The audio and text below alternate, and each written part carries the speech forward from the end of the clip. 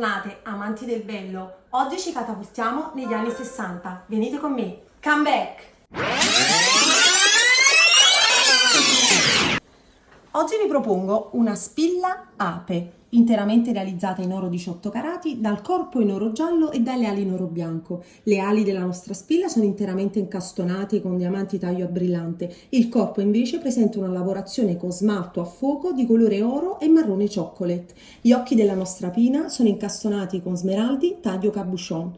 Amiche, questa spilla è un oggetto davvero molto particolare che renderà unico il vostro look. Ricordiamo che questa spilla potrà essere utilizzata sul reverse di una giacca, una fascia per capelli o anche cingere la vostra vita in una bellissima cintura di crochet. Ricordate amiche che le spille oggi sono di nuovo di moda, sono di grande tendenza, presenti su tutte le passerelle degli anni 60, sono sicuramente caratterizzati da tubini dalle fantasie geometriche, dai capelli raccolti in bon ton, soprattutto dai trucchi semplici e lineari che esaltano il vostro sguardo. Amiche, correte alla Gelleria Caruso, vi aspetto e se non avete tempo consultate il nostro sito www.gellicaruso.it dove tutto è bello, elegante ma soprattutto fine. Ciao!